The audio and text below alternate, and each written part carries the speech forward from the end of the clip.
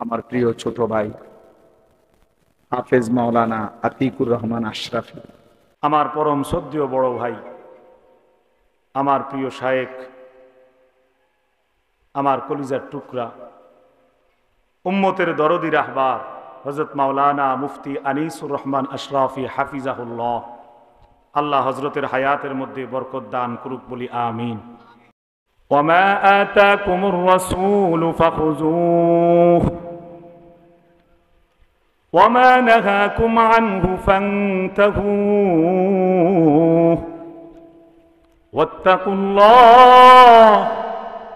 ওয়াত্তাকুল্লাহ ইন্নাল্লাহা শাদীদুল ইকাব। রব্বুল আলামিন বলছেন, ওমা আতাকুমুর রাসূল ফাখুযূহু, আমার রাসূল তোমাদের জন্য যা নিয়ে এসেছেন বিধান ইসলামের সব কিছু তোমরা গ্রহণ করে নাও। ওমা নাহাকুম আনহু ফান্তাহু, যা কিছু নিষেধ করেছেন, বাধা দিয়েছেন, ফান্তাহু, তা থেকে তোমরা দূরে থাকো, বিরত থাকো। রব্বুল আলামিনের পরে বলেন, কেন আমার রাসূলের কথা মানবা, কেন রাসূলের নিষেধকৃত কাজ থেকে বিরত থাকবা? কারণ অবশ্যই তোমরা আমার বান্দা, আর তোমরা অবশ্যই আমি আল্লাহকেই ভয় করতে হবে। কাকে কাকে ভয় করতে হবে আমাদের? কেন? তিনি আমাদের রব, তিনি আমাদেরকে বানিয়েছেন, তিনি আমাদেরকে খাওয়াচ্ছেন, সন্দেহ আছে? তিনি আমাদেরকে ঘুম পাড়াচ্ছেন, চলার শক্তি দিয়েছেন, হাঁটার শক্তি দিয়েছেন, কাজকর্মের ক্ষমতা দিচ্ছেন। আমরা যদি হাসপাতালে প্যারালাইসিস হয়ে পড়ে থাকতাম, একটা লোকও কাজ করতে পারতাম না। তাইলে আমাদেরকে কাজের ক্ষমতাও দিচ্ছেন কে? ক্ষেতের মধ্যে ফসলগুলো দিচ্ছেন কে? তাহলে সব কিছু দিচ্ছেন যিনি, তিনি আমার রব আল্লাহ। তিনি আমাদেরকে বলেছেন উনাকে ভয় করার জন্য। আমরা করবো তো ইনশাআল্লাহ। আল্লাহ বলেন, ওয়াত্তাকুল্লাহ, তোমরা আমি আল্লাহকে ভয় করো। এরপরে আল্লাহ বলতেছেন, বান্দা যদি ভয় না করো, যদি বলো মানলাম না আপনার কথা, পড়লাম না আপনার নামাজ, ধরলাম না জিকির আজগার রোজা, মানলাম না হালাল হারাম, চলবো স্বাধীন মতো, মানবো না আপনাকে, আপনার কথা মানবো না। আল্লাহ বলেন, যদি এমনটা হয়, মানতা না, তাহলে জেনে রাখো নিশ্চয় আমি আল্লাহর শাস্তি অত্যন্ত কঠিন। ইন্নাল্লাহা শাদীদুল ইকাব, নিশ্চয় আমি আল্লাহর ধরাটা সাধারণ ধরা না। আমি আল্লাহর ধরার শেষ ঠিকানা হয় মাওয়াহুম জাহান্নাম, জাহান্নামের অতল গহ্বরে, ভয়াবহ লেলিহান আগুনের শিখার মধ্যে হাবুডুবু খাবা। বলেন নাউযুবিল্লাহ। সুতরাং আল্লাহকে না মেনে আমাদের উপায় নাই, মানতেই হবে, মানতেই হবে। আর মানলে আল্লাহ তাআলা বলেছেন, ইন্নাল্লাযীনা আমানু ওয়া আমিলুস সলিহাত লাহুম জান্নাতুন নাঈম। সূরা লোকমান আল্লাহ বলছেন, হে ঈমানদারগণ, বান্দা যদি ঈমান ঠিক মতন আনো, বিশ্বাস ঠিক মতন করো আমি আল্লাহর উপর, পরকালের উপর, সকল বিষয়ের উপর, ওয়া আমিলুস সলিহাত, বিশ্বাসটা ধরে রেখে নেক আমলও করতে থাকো, নামাজ, রোজা, জিকির, আজকার, দান, সাদাকা, হালাল হারাম সব যদি মেনে চলতে থাকো, মনে রাখবা লাকুম জান্নাতুন নাঈম, ঈমান আমল ঠিক থাকার কারণে তোমাদের শেষ ঠিকানা হবে নিয়ামতে ভরা বিশাল জান্নাত। সুবহান। আমরা যেন বললাম, আল্লাহ কয়দিন রাখবেন? দুনিয়াতে তো 30-40 বছর পার হইলেই দাড়িগুলো আস্তে আস্তে পেকে যায়, বয়স শেষ হয়ে যায়, দুর্বল হয়ে যায়, ঠিক না? আস্তে আস্তে কবরের দিকে জীবন চলতে থাকে। সুম্মা ইলাইনা তুরজাউন, আল্লাহর দিকেই ফিরতে থাকি আমরা। কয়দিন রাখবেন? দুনিয়ার মতোই কি 30-40-50-60 বছর, 70-80 বছর? আল্লাহ বলেন, বান্দা না না না, ও বান্দা তুমি কি মনে করছো তোমাকে আমি দুনিয়ার মতোই অল্প সময় জান্নাতে রাখবো? না না না, জান্নাত এটা অল্প কয়েকদিনের জায়গা না, এটা চিরস্থায়ী জায়গা। খালিদিনা ফিহা আবাদা, তুমি সেখানে যখন একবার ঢুকে যাবা, আমি আল্লাহ বললাম চিরকাল থাকবা। আমি যেন বললাম, আল্লাহ কথাটা কি আসলেই সত্যি কিনা? আসলেই কি আমাকে জান্নাত দিবেন কিনা যদি আমল করি? আল্লাহ বলেন, ও বান্দা আমি কখনো মিথ্যা বলি না, আমি আল্লাহর ওয়াদা সব সময় সত্য হয়। ওয়াদাল্লাহি হাক্কা, আমি আল্লাহর ওয়াদা সত্য। ওয়া হুয়াল আজিজুল হাকীম, আমি আল্লাহ পরাক্রমশালী প্রজ্ঞাময়, সকল ক্ষমতার মালিক আমি আল্লাহ। আমি আল্লাহ তোকে কথা দিলাম, তুই ঈমান ঠিক মতন আন, বিশ্বাস ঠিক মতন আমাকে করে রাখ, আর নেক আমল করতে থাক। গুনাহ হয়ে গেলে তওবা করে ফেল, চোখের পানি ফেলে ফেলে আমাকে রাজি কর। আমি আল্লাহ বললাম তুই জান্নাতে যাবি যাবি, আমার কথা মিথ্যা হইতে পারে না। আর আওয়াজ দিয়ে আল্লাহকে শুনাই বলেন না সুবহানাল্লাহ।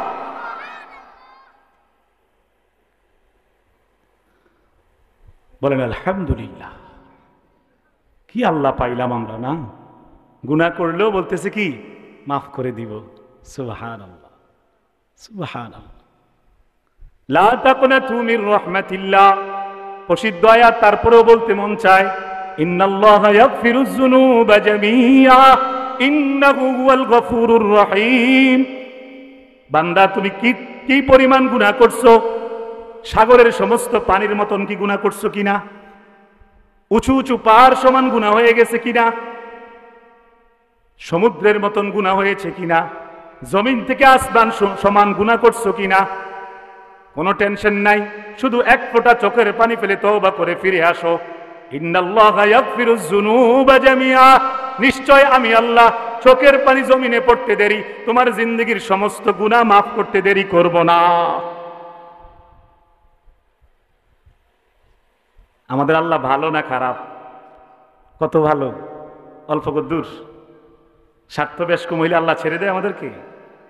এরকম হইলে তো যেভাবে নামাজ মিস হয় আমাদের, যেভাবে গুনাহ হয়, একদিনেই শেষ করে দিত, ঠিক না? নামাজ না পড়লেও আমাদের আল্লাহ খাওয়ায়। সুবহানাল্লাহ। কত মানুষ নামাজ পড়ে না, আল্লাহ খাওয়াচ্ছে না? আরে ভাই কথা বলেন না, রাগ করলেন নাকি? কষ্ট হইতেছে? কত মানুষ তো নামাজ পড়ে না। আরে ইহুদি খ্রিস্টানরা তো নামাজ তো দূরে থাক, আল্লাহকেই বিশ্বাস করে না, আল্লাহর জন্য কোনোদিন সেজদা করে নাই। বরঞ্চ কত ইহুদি খ্রিস্টান, কত নাস্তিক আল্লাহকে গালি দেয়, নাউযুবিল্লাহ। তারপরেও তাকে আল্লাহ খাওয়ায়। আল্লাহ বলে বান্দা আমার নিয়ামত খাওয়ার জন্য আমাকে সেজদা করার দরকার নাই, খালি বান্দা হলেই আমি খাওয়াবো। কারণ আমি আল্লাহ ঘোষণা করে রেখেছি ওয়ামা মিন দাব্বাতিন ফিল আরদি ইল্লা আলাল্লাহি রিজকুহা। 12 নম্বর পারার প্রথম পৃষ্ঠার প্রথম লাইনে আল্লাহ রাব্বুল আলামিন সূরা হুদের মধ্যে বলেন, ও বান্দা শুধু তোমাকে না, গোটা জগতের সমস্ত প্রাণীদেরকে আমি রব্বে কারীম, তুমি আমাকে সেজদা করো আর না করো, গোলামি করো আর না করো, প্রতিনিয়ত রিজিক আমি দিয়েই যাব দয়া করে। রিজিক নিয়ে টেনশন নাই, রিজিক খাওয়াবো। কিন্তু সেজদা করা, গোলামি করা, আনুগত্য করা, জান্নাতের জন্য রেডি হওয়া, এটা শুধু আমি তাদেরকে দেব যাদেরকে আমি পছন্দ করি। মাইয়ুরিদিল্লাহু বিহি খায়রান ইউফাক্কিহু ফিদ্দীন। দ্বীনের বুঝতো আমি শুধুমাত্র তাদেরকেই দান করি আমি আল্লাহ যাদেরকে ভালোবেসে ফেলি। সুবহানাল্লাহ। যারা নামাজ পড়তে পারতেছেন, লম্বা দাড়ি রেখেছেন মাশাআল্লাহ, জিকির করেন, তাসবিহ পড়েন, মাঝে মাঝে চোখের পানি ফেলেন, কাঁদেন, মুখ ভাসান, বুঝবেন আপনার উপর আল্লাহর রহমত আছে। বলেন না আলহামদুলিল্লাহ। সুতরাং এটাই শুরু দিয়ে বললাম, এটাই বোঝাতে চাইলাম, সব সময় আমরা আল্লাহ তাআলার সাথেই দিলটা লাগায় রাখবো, আল্লাহর শুকর আদায় করব। রাজি আছেন তো ইনশাআল্লাহ? আমার ভাইরা, কি আয়াতটা পড়লাম আবার একটু আপনাদেরকে ওইখান থেকে আমার মূল কথায় নিয়ে যাচ্ছি। আল্লাহ কি বললেন? ওমা আতাকুমুর রাসূলু ফাখুযু ওমা নাহাকুম আনহু ফান্তাহু। রাসূল যা তোমাদেরকে আদেশ দিবেন, যা এনেছেন তা মানো, যা নিষেধ করেছেন তা বর্জন করো। আচ্ছা আপনারা এবার বলেন দেখি, রাসূল যা যা রেখে গেছেন, যা যা বলে গেছেন, সেগুলো যদি আমরা না মানি, আর শুধু সবসময়ও না, হঠাৎ করে বছরে একবার দুইবার মানুষের সামনে বললাম, এই বেটা জানোস আমি রাসূলকে অনেক ভালোবাসি, আমি রাসূলকে অনেক মহব্বত করি, এই কথাটা সত্যি নাকি মিথ্যা? এই কথাটা সঠিক না ধোঁকা? মনে করেন নামাজে এক ওয়াক্ত পড়ে না, মসজিদের ধারে কাছেও আসে না, রমজান মাসে চুরি করে খানা খায়, ওজনে কম বেশি করে, সিটারি করে, বাটপারি করে, দুর্নীতি করে, সুদ খায়, ঘুষ খায়, মিথ্যা কথা বলে, চুগলখড়ি করে, গীবত করে, এই লোকটা যদি বছরে একবার হঠাৎ করে বলে আমি নবীকে ভালোবাসি, আমরা বলবো তুমি ভালোবাসো না, তুমি মিথ্যা বলো, তুমি ধোঁকাবাজ। আওয়াজ দিয়ে বলেন। ভালোবাসার প্রমাণ আমাদের নামাজের আগেও, ইশার নামাজের আগেও আমাদের পরম শ্রদ্ধেয় আমজাদ সাহেব হুজুর, মুফতি আমজাদ সাহেব হাফিজাহুল্লাহ হুজুর বলে গেছেন, ভালোবাসা শুধু মুখ দিয়ে বললে হয় না, ভালোবাসা কাজ দিয়ে প্রমাণ করতে হয়। কি দিয়ে বলেন? হ্যাঁ, ভালোবাসা তো অবশ্যই থাকতে হবে। রাসূলকে যদি ভালো নাই বাসতে পারেন দিল থেকে, তো আপনার ঈমানটাই তো পরিপূর্ণ হয় নাই। এটা আমার কথা না, এটা সরাসরি হাদিসের মাধ্যমে রাসূলের কথা। আল্লাহর হাবিব সাল্লাল্লাহু আলাইহি সাল্লাম বলেছেন, লা ইউমিনু আহাদুকুম হাত্তা আকুনা আহাব্বা ইলাইহি মিন ওয়ালিদিহি ওয়া ওয়ালাদিহি ওয়ান নাসি আজমাইন। ততক্ষণ পর্যন্ত তোমার ঈমানটা পরিপূর্ণ হবে না যতক্ষণ পর্যন্ত তুমি তোমার ছেলে মেয়ে, বিবি বাচ্চা, মা বাবা, আত্মীয় স্বজন, বন্ধু বান্ধব সবার থেকে বেশি আমি রাসূলকে ভালো না বাসতে পারবা, ততক্ষণ পর্যন্ত তোমার ঈমান ঈমানে কামেল হয় নাই, পরিপূর্ণ হয় নাই। নামে তুমি ঈমানদার, কামে তুমি পরিপূর্ণ না। ভালোবাসা বাসার মতন বাসতে হবে, মুখে শুধু বাসি বললে হবে না। আমার ভাইয়েরা আসেন, যদি এখানে কোনো আশেক রাসূল থেকে থাকেন, নবীকে ভালোবাসেন দাবি করে থাকেন, আপনি একটু মিলাইয়া দেখেন সাহাবায়ে কেরাম যেভাবে ভালোবাসতো আপনি এভাবে বাসেন কিনা। আমি একটু কয়েকটা দৃষ্টান্ত দিব, অসুবিধা হবে? আমার ভাই, একজন সাহাবীর নাম হচ্ছে হযরতে সাওবান রাদিয়াল্লাহু তাআলা আনহু। কি নাম বললাম? সাওবান। কি নাম? সাওবান। নামটা মুখস্থ রাখবেন, কাজে লাগবে। কিভাবে লাগবে? বাচ্চা কাচ্চার যদি জন্ম হয়, নাম রাখার ক্ষেত্রে পারলে নাম রেখে দিবেন সাওবান। নামও আনকমন, বড় মর্যাদাবান সাহাবী। সুবহানাল্লাহ। কি আজে বাজে নাম রেখে দিই আমরা, ঠিক না। ভালো নাম রাখবেন, উলামায়ে কেরামের সাথে পরামর্শ করে করে অর্থবহ সাহাবায়ে কেরামের, নবীদের, আল্লাহওয়ালাদের নামগুলো রাখবেন, বরকত হবে। কারণ কিয়ামতের ময়দানে আল্লাহ তাআলা সন্তানকে সন্তানের বাবার নাম সহ ডাক দিবে হিসাব করার সময়, হিসাব নেওয়ার সময়। তো আমার ভাই, যাই হোক, যেই সাহাবীর নাম বললাম, আবারও বলেন দেখি কি বলছিলি? আপনি কইেন না হুজুর, তারা কক আলেম সাহেবরা কেউ বললেন না, এমনি যারা আছেন মুরব্বী চাচারা সহ আরো যারা, বলেন দেখি কি নাম বলছি? হযরতে সাওবান রাদিয়াল্লাহু তাআলা আনহু। এই সাওবান রাদিয়াল্লাহু তাআলা আনহু আল্লাহ রাসূলকে অত্যন্ত ভালোবাসতেন, অনেক ভালোবাসতেন। যাকে ভালোবাসা বলে ওই ভালোবাসাটা বাসতেন।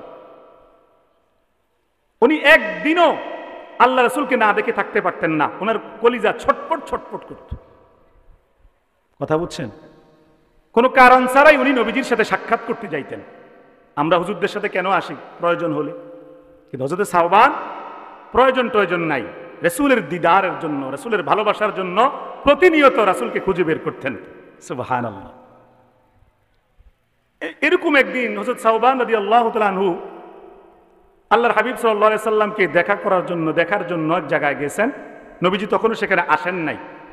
হযরত সাওবান জানতেন আল্লাহ রাসূল আসবে, মন খারাপ করে একদিকে তাকায় এরকম বসে আছে। কথা বুঝছেন? বসে আছে। ইতিমধ্যে আল্লাহর হাবিব সাল্লাল্লাহু আলাইহি সাল্লাম আগমন করলেন। এসেই দেখলেন ওনার মহব্বতের সাহাবী সাওবান মন খারাপ করে আরেকদিকে উদাসীন। বুঝতেছেন নি কথা? খেয়াল করেন, ছটফট করেন না, ছটফট করলে কিচ্ছু পাইতেন না। মাহফিল গতকালকেও ছিল না, আগামীকালকেও থাকবে না, আজকেই। কথা শুনতে থাকেন, দিলে ফায়দা হবে ইনশাআল্লাহ। আল্লাহ কবুল করুক। কি বলতেছিলাম? হযরত সাওবান আরেকদিকে তাকানো, নবীজি এসে দেখলেন চেহারাটা মলিন, মন খারাপ। নবীজি বললেন, সাওবান মন খারাপ কেন? কি সমস্যা হয়েছে আমি নবীকে বলো। হযরত সাওবান রাদিয়াল্লাহু তাআলা আনহু জবাব দেয়, ইয়া রাসূলুল্লাহ, আমি আজকে একটা জিনিস চিন্তা করে দেখলাম, দুনিয়ার জিন্দেগির মধ্যে তো যখনই আপনার কথা মনে হয় দৌড়ে চলে আসি, আপনার চমৎকার চেহারাটা আমি দেখে দিলের মধ্যে মজা অনুভব করি। আপনার কথাগুলো শুনে আমি কানের মধ্যে সুখ পাই, দিলের মধ্যে সুখ পাই, মজা লাগে।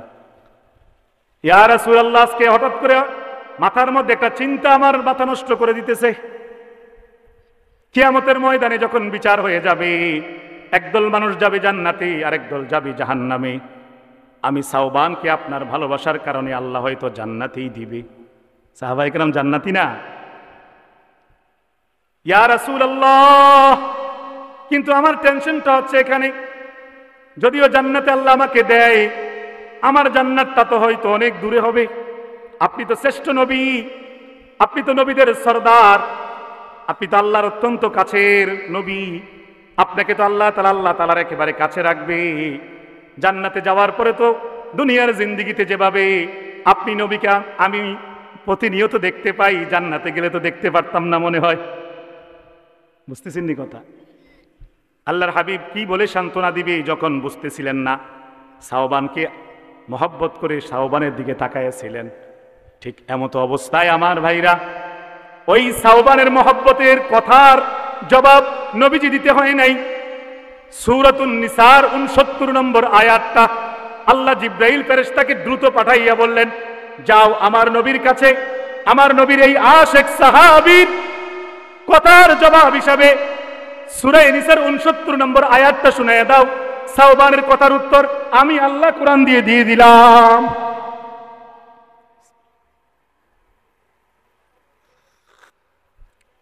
আমি আল্লাহ কথা দিয়ে দিলাম। আমার ভাই, আল্লাহ রাব্বুল আলামিন জানিয়ে দিলেন, ওয়ামান ইউতিইল্লাহ ওয়ার রাসূল ওয়ামান ইউতিইল্লাহ ওয়ার রাসূলা ফাউলাইকা মাআল্লাযীনা আন'আমাল্লাহু আলাইহিম মিনান নাবিয়্যিন ওয়াস-সিদ্দীকিন ওয়াশ-শুহাদা'i ওয়াস-সালিহিন। আল্লাহু আকবার। কথাটা কি বলছে জন্য আল্লাহু আকবার বলাইলাম। কথাটা কি বলছে আল্লাহ দেখেন। আল্লাহ তাআলা জবাব দিলেন, সাওবান, মন খারাপ করার কোনো দরকার নাই।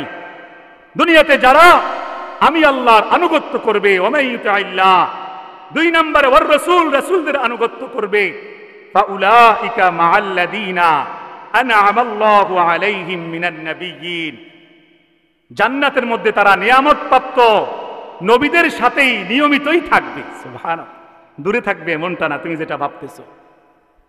ওয়াস-সিদ্দীকিন, আবু বকর সিদ্দিকের মতো সিদ্দিকদের সাথে জান্নাতি বান্দারা সবসময় দেখা হবে, ঘোরাফেরা করবে। সুবহানাল্লাহ।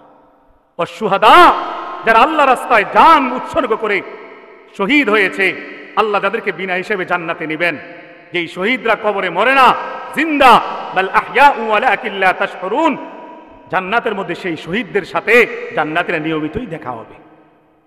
ওয়াস-সালিহিন, দুনিয়াতে যারা নেককার বান্দা ছিল, আল্লাহওয়ালা ছিল, আল্লাহর ওলি বুজুর্গ ছিল, আব্দুল কাদের জিলানী, খাজা মাইনুদ্দিন চিশতি, শাহজালাল ইয়েমেনি, শাহপরান রহিমাহুল্লাহ, বড় বড় আল্লাহওয়ালা বুজুর্গ যারা, তাদের সাথে দুনিয়াতে যারা নেক আমল করবে তাদের নিয়মিতই জান্নাতে দেখা হবে। আচ্ছা বলেন তো, এটা কেমন মজা হবে? এখন কি আমরা ইব্রাহিম নবীকে দেখছি? কন্যা মুসা নবীকে? তখন মন চাইলেই এক দৌড়ে মুসা নবীর কাছে যাওয়া যাবে। আল্লাহু আকবার। জান্নাতের কথা শুনলে খুশি হইতে হয়, খুশি খুশি মনে জবাব দেন। যদি যার এত মুজিজা ছিল, মৃত অনেক বছরের পুরানো কবরের সামনে যাইয়া ঈসা নবী যদি ডাক দিতেন এভাবে আল্লাহর হুকুমে, আল্লাহর নাম নিয়ে, কুম্বি ইজনিল্লাহ, এই আল্লাহর হুকুমে দাঁড়িয়ে যাও, ইতিহাসের মধ্যে আছে, নবীদের জিন্দেগির কিতাবের মধ্যে আছে, 3000 বছরের পুরানো কবর থেকেও মটমট করে কবরটা ফাঁক হয়ে সেখান থেকে দাঁড়াইয়া বলছে, লাব্বাইক ইয়া ঈসা রূহুল্লাহ। এমন মর্যাদাবান নবীর সাথে যদি প্রতিনিয়ত দেখা করা যায়, এটা দিলের শান্তি না? কথা কন না ভাই? খালি এমপি সাহেবের লোক দেখা করলেনি মজা? আপনাকে মজা হবে কাদের সাথে দেখা করলে? নবীদের সাথে, সিদ্দিকদের সাথে, শহীদদের সাথে, আমির হামজার সাথে যদি দেখা হয়, কি শান্তি লাগবে। নেককার ওলি বুজুর্গ আব্দুল কাদের জিলানীর কথা অনেক শুনছি, অনেক কারামত শুনছি, দেখি নাই জীবনে। জান্নাতে যদি মন চাইলেই আব্দুল কাদের জিলানীর সাথে সাক্ষাৎ করা যায়, সেই দিনটা কতই না মজা। কথা বলেন না? শাহজালালের দরবারে কত মানুষ যান জিয়ারত করার জন্য। সেই শাহজালাল ইয়েমেন থেকে বিশাল এক তলোয়ার নিয়ে আসছেন, আমরা দেখছিলাম। এটা এক খাদেমের কাছে এটা আছে, আগে দেখাইতো। অনেক কৌশল করে দেখছিলাম, খুব বড় একটা তলোয়ার। ওই ইয়েমেন থেকে যিনি ইসলাম প্রচার করার জন্য ওই আল্লাহর ওলি আসছেন 360 জন আউলিয়াকে সাথে নিয়ে, সেই শাহজালাল ইয়েমেনির সাথে যদি জান্নাতে দেখা করতে পারেন, মুসাফা করতে পারেন, কথা বলতে পারেন, হ্যাঁ, পরস্পর হেলান দিয়ে জান্নাতি বান্দারা কথা বলবে, সূরা ওয়াকিয়া আছে, কথা বলতে পারেন, তখন কি মজা হবে না খারাপ লাগবে? আল্লাহর ওলিদের সাথে দেখা হবে, খাবার দাবার হবে জান্নাতের। সুবহানাল্লাহ। আল্লাহ কবুল করুক আমাদের সবাইকে, বলেন না আমিন। আশা করতে তো কোনো দোষ নাই, হ্যাঁ, আল্লাহর কাছে আশা করে থাকলে আল্লাহ দিতেও তো পারে। কারণ আমাদের তো জাহান্নামে জ্বলার কোনো শক্তি নাই, যাইতে হলে জায়গা একটাই, কোথায়? জান্নাতে। বিকল্প কোনো জায়গা আছে নাকি? জান্নাত জাহান্নামের মাঝখানে আরেকটা জায়গা আছে। জাহান্নামে যেহেতু যাইতে পারবো না, জ্বলতে পারতাম না, তাইলে আল্লাহর কাছে তওবা করে মাফ চেয়ে নিব, আল্লাহ জিন্দেগীর সমস্ত গুনাহগুলো মাফ করে দিয়েন, দয়া করে মেহেরবানি করে আমাদেরকে জান্নাতেই নিয়েন। বলেন না আমিন। মনে আশা নিয়ে আওয়াজ দিয়ে বলেন আমিন। আল্লাহ যেন কবুল করেই নেয়, এছাড়া উপায় নাই। আমার ভাই, তাহলে কি বুঝলাম? হযরত সাওবান রাদিয়াল্লাহু তাআলা আনহু, উনার কথার জবাব কে দিয়েছেন? মনে আসেনি? আল্লাহ। কত চমৎকার জবাব দিয়েছেন। আরেকজন সাহাবীর মহব্বতের দৃষ্টান্ত শুনেন, হযরত সাদ বিন রাবি রাদিয়াল্লাহু তাআলা আনহু। উহুদ যুদ্ধের কথা শুনছেন না আপনারা? আচ্ছা, একটু হাত তুলে দেখেন, রাগ করেন না, হাত তুলে দেখেন তো কারা কারা হজে গেছেন বা উমরায় গেছেন। আমিও গেছি আলহামদুলিল্লাহ, ভাইয়ের সাথে গতবারে গেছেন তো ইনশাল্লাহ, হাত নামান। উহুদের ময়দানে গেছেন না আপনারা? শহীদদের ওই যে নেট লাগানো, ওই যে লোহা দিয়ে কবরগুলো দেখছেন না? হ্যাঁ, এখানে উহুদ যুদ্ধে যারা শহীদ হয়েছে তারা আছে। এই উহুদ যুদ্ধে যারা যারা শহীদ হয়েছে তাদের মধ্য থেকে একজন হচ্ছে হযরত সাদ বিন রাবি রাদিয়াল্লাহু তাআলা। এটাও নাম মনে রাখেন, সাদ। কি নাম? নতুন কোনো বাচ্চার নাম রেখে দিবেন সাদ। এই সাদ, এদিকে এদিকে, যতবার ডাক দিবেন ওই সাহাবীর ঘটনা মনে পড়বে। আল্লাহু আকবার। কি নাম রাখেন আজে বাজে মিয়া, নাম রাখবেন সাহাবায়ে কেরামের। আল্লাহ যেন তৌফিক দেয়, বলেন না আমিন। প্রত্যেককে যেন আল্লাহ তাআলা নেককার সন্তান জন্ম দেয়, বলেন আমিন। নিয়মিত আল্লাহর কাছে দোয়া করবেন নেককার বিবির জন্য, নেককার সন্তানের জন্য। আল্লাহ দোয়াটা শিখিয়ে দিয়েছে সূরা ফুরকানে। আল্লাহ বলেছে তোমরা এভাবে বলবা, রব্বানা হাবলানা মিন আজওয়াজিনা ওয়া যুররিয়াতিনা কুররাতা আ'য়ুনি ওয়াজআলনা লিল মুত্তাকিনা ইমামা। সুবহানাল্লাহ। আয় রব, এমন স্ত্রী সন্তান দান করেন যাদেরকে দেখলে চক্ষু শীতল হয়ে যায়, যাদের ইবাদত দেখলে, আমল দেখলে কলিজা ঠান্ডা হয়ে যায়, যারা সমাজের ইমাম হয়, যারা মানুষের পথ প্রদর্শক হয়, এমন আল্লাহওয়ালা নেককার বিবি সন্তান দেন। বলেন না আমিন। দোয়া করতে অসুবিধা আছে? শিখে নেবেন দোয়াটা। আমার ভাই, হযরত সাদ বিন রাবি উহুদ যুদ্ধের ময়দানে ভয়ঙ্কর যে পরিস্থিতিটা তৈরি হয়েছিল, সাময়িকভাবে মুসলমানদের একটা ক্ষতি দেখা গিয়েছিল। নবীজি আহত অবস্থায় পড়ে আছে, ধান মোবারক শহীদ হয়ে গেছে, মাথাটার ওই যে টুপিটা ভেঙ্গে এই মাথার মধ্যে থেকেও ব্যথা আইসে মারাত্মক। সাহাবায়ে কেরাম ঘেরাও দিয়ে আছে, অনেক সাহাবীর পিঠের মধ্যে 80-90টা তীর লাগছে, নবীকে বাঁচানোর জন্য কেউ ছুটতেছে না। ওই পরিস্থিতিতে এক কোণার মধ্যে সাদ বিন রাবি মারাত্মকভাবে আহত অবস্থায় কাতরাচ্ছে, যে কোনো সময় আল্লাহর কাছে চলে যাবে। সাহাবায়ে কেরামের মধ্যে স্বেচ্ছাসেবক যারা দৌড়াইয়া সবার খোঁজখবর নিতেছে, যারা উনার কাছে আসছে দুইজন, এই সাদ আসো আসো, তোমাকে ধরে টরে দেখি সুস্থ করা যায় কিনা। হযরত সাদ সেই মুমূর্ষু অবস্থায় বলছে, ও আমার প্রিয় সাহাবী বন্ধুরা, আমার দিকে আসার কোনো দরকার নাই, আমার দিল বলতেছে আমি আল্লাহর কাছে ফিরে যাচ্ছি, ওয়া ইন্না ইলাইহি রাজিউন। আমি শুধু তোমাদেরকে বলতে চাচ্ছি, এটা আমার শেষ কথা, আমার শেষ ওসিয়ত এটা, আমার কাছে আইসো না, তাড়াতাড়ি আমার রাসূলের কাছে যাও। আমি টের পাইতেছি আমার রাসূল সেখানে কষ্ট পাইতেছে। আয় তোমরা যদি আমার রাসূলের কাছে এখন না যাও, কিয়ামতের ময়দানে আমাকে সময় দেওয়ার কারণে, রাসূলকে সময় না দেওয়ার কারণে আল্লাহ যদি প্রশ্ন করে কি জবাব দিবা, আমি বা কি জবাব দিব? আমার চিন্তা করার দরকার নাই, আমার রাসূলের কাছে যাও, উনার সেবা শুশ্রূষা করো। সুবহানাল্লাহ, সাল্লাল্লাহু আলাইহি ওয়াসাল্লাম। নবীজির জন্য বেশি বেশি পড়বেন দুরূদ সাল্লাল্লাহু আলাইহি ওয়াসাল্লাম। কি বুঝলেন? কি বুঝলেন সাদ বিন রাবি থেকে? কি বুঝলেন? যে নিজের জান চলে যাইতেছে, জীবন মুমূর্ষ, মরে যাবে, শহীদ হবে, এমত অবস্থায়ও কার দিকে মনোযোগ? জোরে কর না, জোরে কর না। নবীজির দিকে মনোযোগ, নবীজির দিকে মনোযোগ। আর আমাদের ভালোবাসা এগুলো কিসের ভালোবাসা কইলে অনেকে রাগ হয়। ভাই রাগ হইেন না, আমরা আপনার শত্রু না। আমাদের আল্লাহ এক, ঠিক কিনা বলেন? আমাদের রাসূল এক, মুহাম্মদ, ঠিক কিনা বলেন? আমাদের কাবা এক, বাইতুল্লাহ পশ্চিম দিকে আমাদের কাবা সবার একটা না দুইটা? আমাদের কিবলা সবার পশ্চিম দিকে, ঠিক কিনা বলেন? আমরা সবাই নামাজ পড়ি কার জন্য? রোজা রাখি কার জন্য? হজ করতে যাই কার জন্য? জিকির আজকার করি কার জন্য? আমরা শুধুই ভালোবাসি কাকে? রাসূলকে, আল্লাহকে।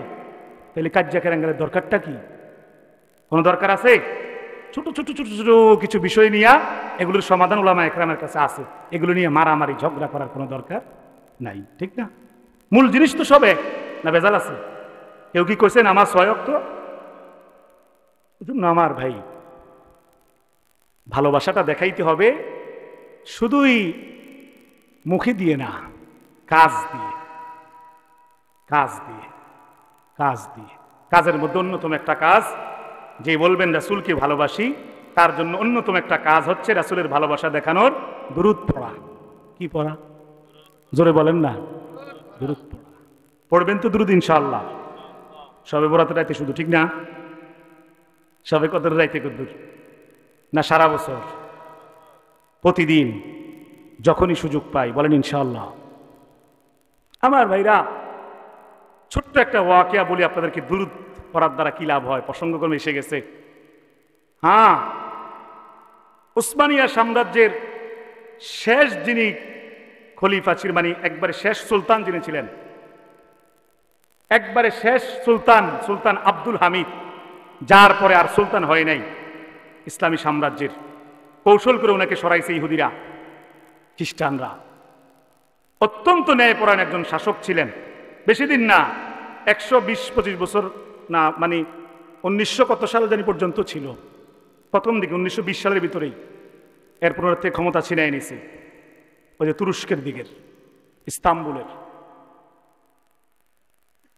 উনি অত্যন্ত নবী প্রেমিক ছিলেন, সুলতান আব্দুল হামিদ উনার নাম। একবার উনার কাছে এক ব্যক্তি দেখা করতে আসছে। খেয়াল করেন ভাই, কথাগুলো মনোযোগ দিয়ে শুনি। আমি প্রথমেই বলছি ব্যক্তির দিকে তাকায়েন না, কথার দিকে খেয়াল করেন। আমার পছন্দ হইতো না, আমি জানি, আমি ছোট, আমরা বড় হুজুর লেগে অপেক্ষা করতেছেন। আমার ভাই শুনেন, মজা করেই বলতেছি কথাগুলো, মহব্বত করেই বলতেছি। আপনাকে আমি ভাই, কেউ আমার চাচা, কেউ আমার বন্ধুর মতো, এভাবেই বলতেছি, কোনো বিদ্বেষ নাই ইনশাআল্লাহ। সুলতান আব্দুল হামিদ অত্যন্ত কি ছিলেন? নবী প্রেমিক, আশেকে রাসূল যেটাকে বলে, ইশকে নবী জিন্দাবাদ যেটা। সুলতান আব্দুল হামিদ সবসময় তার একটা গোপন আমল ছিল, রাতের বেলা তিনি লম্বা সময় দুরূদ না পড়লে ওনার ঘুম হইতো না, ঘুমে মজা পাইতেন না। কি না পড়লে? রাসূলের প্রতি দুরূদ না পড়লে। একদিন তিনি, সুলতান মানুষ, রাষ্ট্র চালায় বিশাল বড় অঞ্চল।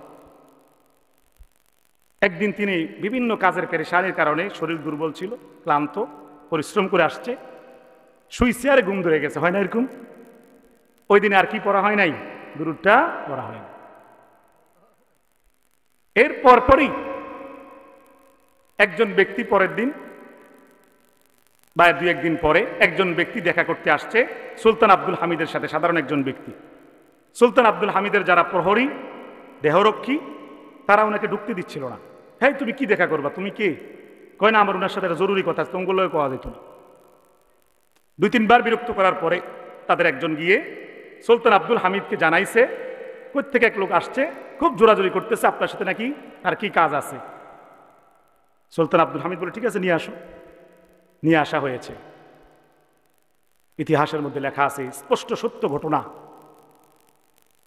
সুলতান আব্দুল হামিদের কাছে যখন ওই লোকটা আসলো, সুলতান আব্দুল হামিদ বলল, বলো আমার কাছে তোমার কি কাজ, কি চাও?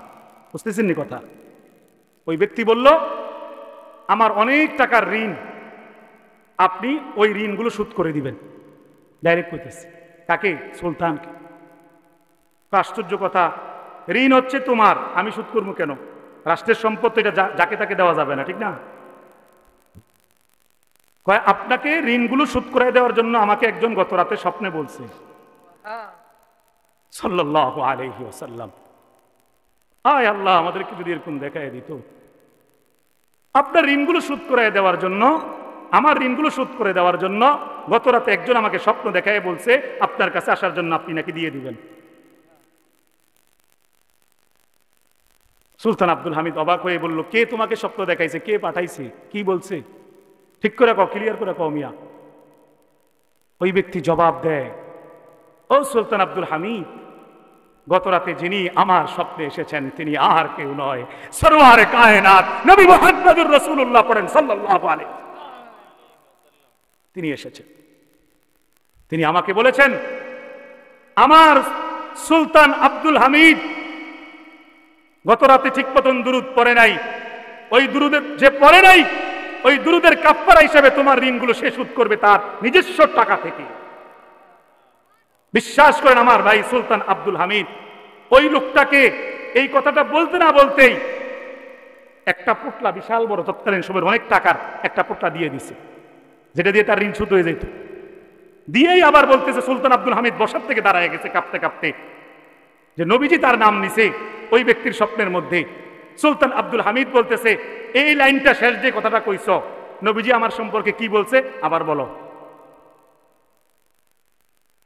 ওই ব্যক্তি জবাব দেয়, গত রাতে নবীজি আমার স্বপ্নে এসেছে, এসে বলতেছে আমার সুলতান আব্দুল হামিদ, এতটুকু না বলতেই সুলতান আব্দুল হামিদ বলছে দাঁড়াও দাঁড়াও দাঁড়াও, পরে বাকিটা বইল। আবার এরকম এক পোটলা তাকে দিছে, অনেক টাকা। এবার লোকটাকে বলতেছে, আবার বলো নবীজি তোমার স্বপ্নের মধ্যে আমার সম্পর্কে কি বলছে।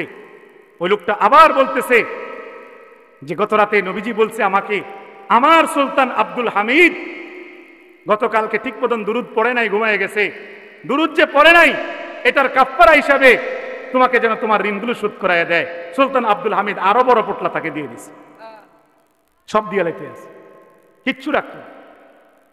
সুলতান আব্দুল হামিদের যিনি পরামর্শদাতা কাছে থাকে না, উজির মন্ত্রী, একজন দৌড়ে এসে দেখতেছে উনি তো নবীর এশকে সব দিয়ে লাগব।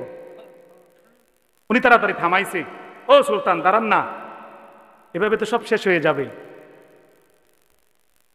সুলতান আব্দুল হামিদ বলল, আরে বেটা শুনো, হে মন্ত্রী উজির শুনো, তুমি কি মনে করছো এই তিনটা পোটলাই শেষ?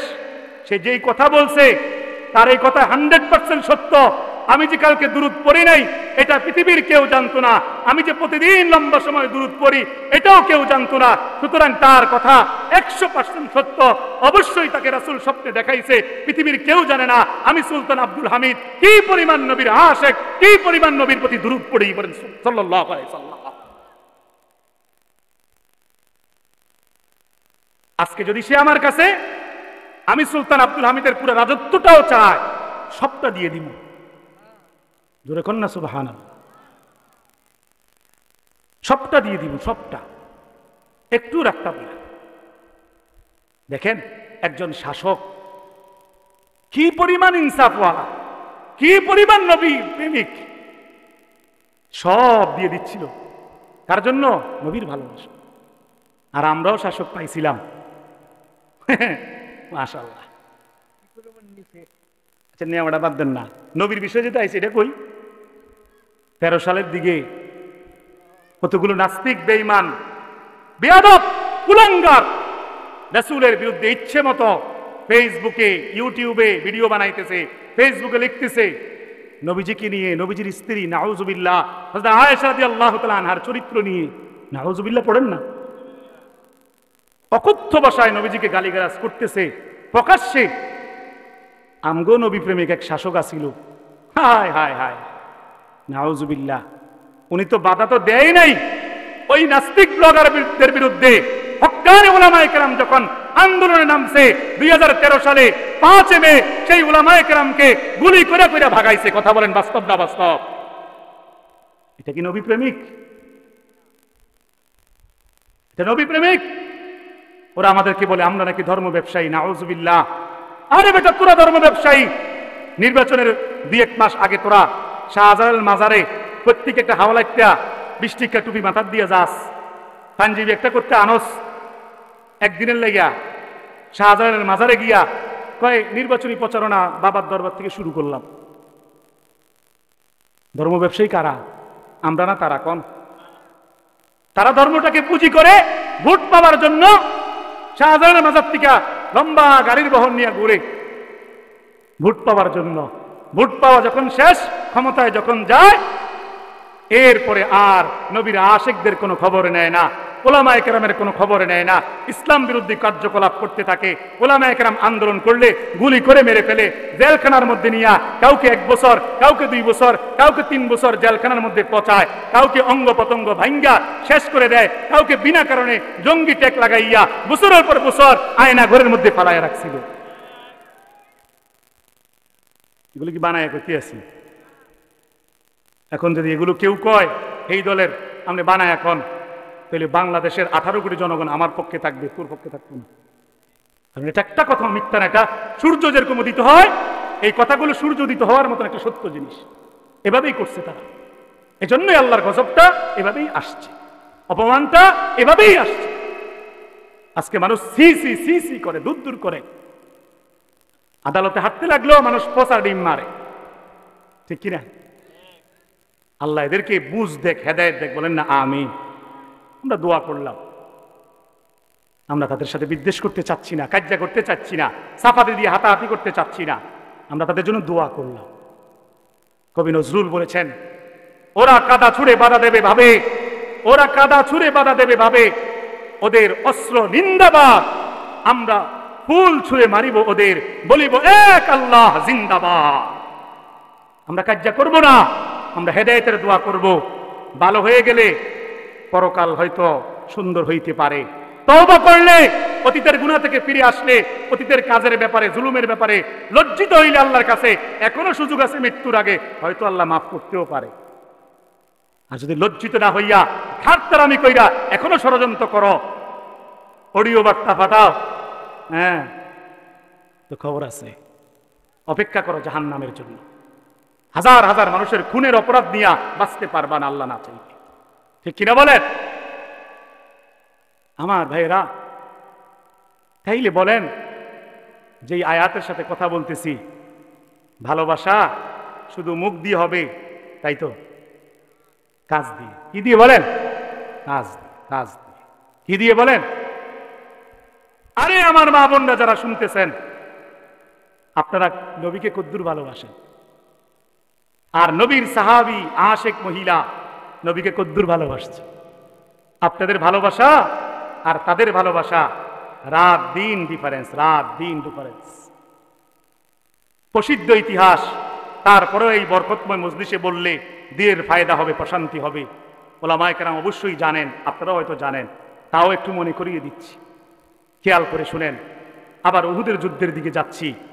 উহুদের যুদ্ধে যখন নাকি আল্লাহ রাসূল সাল্লাল্লাহু আলাইহি সাল্লাম আঘাতপ্রাপ্ত হয়েছেন, দান মোবারক শহীদ হয়ে গেছে, একটা জায়গায় পড়ে গেছেন, সাহাবায়ে কেরাম বেষ্টন করে আছেন, কাফেররা চতুর্দিক থেকে খবর ছড়াইয়া দিছে, মিথ্যা গুজব ছড়াইয়া দিছে, নাউযুবিল্লাহ, মুহাম্মদ আর নাই। বলেন না নাউযুবিল্লাহ। মিথ্যা কথা ছড়াই দেয় না, গুজব, ফেসবুকে গুজব ছড়াই যায় না, এরকম ছড়াই দিছে।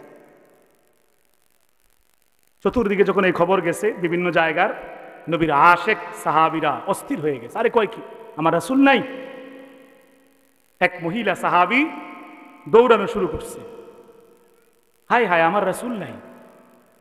কিছু দূর যাওয়ার পরে ওই মহিলাকে থামাইয়া সাহাবায়ে কেরামের একদল বলতেছে, কোথায় যাও? ওই রাসূলকে দেখার জন্য, রাসূল নাকি শহীদ হয়ে গেছে। তারা বলল, আরে রাসূলের শহীদ হয় নাই, আছে, সুস্থ আছে। উনি বলল, আমি বিশ্বাস করি না, আমি সচক্ষে দেখব। তারা বলল, আরে রাখো, তুমি খবর জানো নি? মহিলা বলল, কি খবর? তারা বলতেছে, আজকে যুদ্ধের ময়দানে তো তোমার বাবা শহীদ হয়ে গেছে। ওই মহিলা বলতেছে, মা বালু মুহাম্মদ, আরে আমার বাবার কথা জিজ্ঞাসা করি নাই, আমার মুহাম্মদ নবী, আমার প্রিয় রাসূলের অবস্থা কি সেটা কও। এটা বলে মহিলা আবার দৌড়ায়। কিছু দূর যাওয়ার পরে আরেক দল বলতেছে, কোথায় যাও? তোমার তো আপন স্বামী, যিনি স্বামী, স্বামী নাই। আবারও বললেন, মা বালু মুহাম্মদ, স্বামীর কথা জানতে চাই নাই, মুহাম্মদের খবর বল। আরেকটু যাওয়ার পর বলতেছে, তোমার তো আপন ভাই, একই রক্তের আপন ভাই, আজকে শহীদ হয়েছে উহুদের ময়দানে।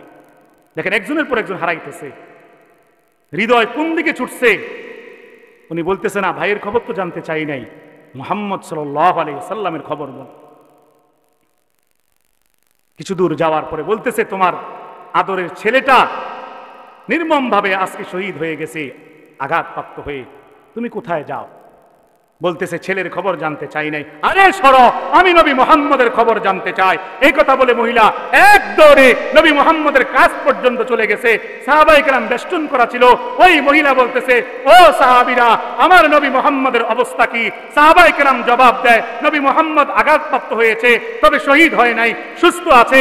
ওই মহিলা বলতেছে, না না না, তোমাদের মুখের কথায় আমি বিশ্বাস করব না, তোমরা আমাকে একটু জায়গা করে দাও, আমি নবী মুহাম্মদের চেহারা দেখতে চাই, সচক্ষে দেখতে চাই, আমার রাসূল জিন্দা আছে কিনা। সাহাবায়ে কেরাম সরে যায়, ওই মহিলা সামনে যায়। যখন নবী মুহাম্মদুর রাসূলুল্লাহ সাল্লাল্লাহু আলাইহি সাল্লামের চেহারা মোবারক দেখতে পায় নবীজি শহীদ হয় নাই, মোটামুটি সুস্থ আছে, তখন সেই মহিলা বলে, কুল্লু মুসিবাতিন বাদাকা জালাল, কুল্লু মুসিবাতিন বাদাকা জালাল।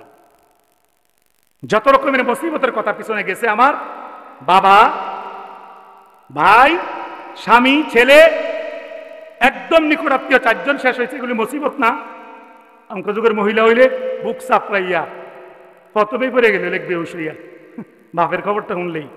উনি অস্থিকার জন্য, রাসূলের জন্য। উনি বলতেছেন, এখন আমার নবী মুহাম্মদকে আমি যখন সুস্থ দেখলাম, জীবিত দেখলাম, আমার পিছনের যতগুলো কষ্ট সব রাসূলের চেহারা দেখার পর আর নাই, ভুলে গেলাম। আমার মা বোনেরা, আপনারা যারা প্রতিদিন টিভি দেখেন, সিরিয়াল দেখেন, নাচ দেখেন, গান দেখেন, স্বামীকে নিয়ে, ছেলেকে নিয়ে, মেয়েকে নিয়ে একসাথে আড্ডা দেন, আর আপনি যদি বছরে একদিন হঠাৎ করে মুসল্লার মধ্যে বইয়া কন, আজ্জা রাসূলকে ভালোবাসি, মনে রাখবেন কবরে যখন যাবেন তৃতীয় একটা প্রশ্ন করা হবে, প্রসিদ্ধ কথা, মান হাজার রজুল, বলা হবে নবীজিকে দেখিয়ে এই লোকটাকে বিশ্বাস রাখতে পারেন, সেদিন রাসূলকে চিনবেন না। সারা বছর যে রাসূলকে চিনে নাই, কবরের মধ্যে গিয়ে সে রাসূলকে চিনতে খবর আছে, আল্লাহ না চাইলে। কিয়ামতের ময়দানে যখন সবাই লাইন ধরবে প্রচন্ড গরমের মধ্যে, আপনিও সিরিয়াল ধরবেন, রাসূলের কাছে যখন যাবেন, হাউজে কাউসারের পানিটা পান করার জন্য, যেটা খাইলে সকল তৃষ্ণা চলে যায়, রাসূল বলবে, সুহকান সুহকান, দূর হও, দূর হও, দুনিয়াতে কি করছিলি? আমি তো জানি, আমাকে ফেরেশতারা জানাইছে, আল্লাহ জানাইছে, আমার প্রতি এক বেলা দুধ তোমার মুখ দিয়ে আসে নাই, আমাকে তুমি বাসো নাই, ভালোবাসার নামে ধোঁকাবাজি করে গেছ, এক ওয়াক্ত নামাজ টাইম মতো পড়ো নাই, এক ফোঁটা দুরুদ আমার উপর পড়ো নাই, একটু ঠিক মতন জিকির করো নাই, দান সাদাকা করো নাই, স্বামীর আনুগত্য করো নাই, সন্তানের হক আদায় করো নাই, আল্লাহর হক আদায় করো নাই, এখন আসছ এত সহজে পানি পান করো হাউজে কাউসারের, দূর হও, দূর। বলবে কি বলবেন? উলামায়ে কেরাম জবান খুলেন। দুনিয়াতে কি কি পাপ করছো, দুনিয়াতে কি কি শিরিক করছো, বিদআত করছো, আমার রাসূলের কাছে, আমি রাসূলের কাছে খবর এসে গেছে, হবে না, হবে না, পানি দেব না, অনুমতি নাই, দূর হও, দূরে যাও, পারলে অন্য কারো কাছ থেকে পারলে পানি খাও, আমি নবী দেব না। বলেন না নাউযুবিল্লাহ। আরে ভাই, আমাকে আপনাকে যদি রাসূল এরকম কোনো অপরাধের কারণে সরাইয়া দেয়, উপায় আসেনি? সেখানে কে দিবে? কে দিবে এরকম একটা বোতল? কে দিবে মাম পানির বোতল? কে দিবে 20 টাকার বোতল? বিকল্প পানি আছে? ঘামের মধ্যে সাঁতার কাটবে, ঠিকানা হবে জাহান্নাম।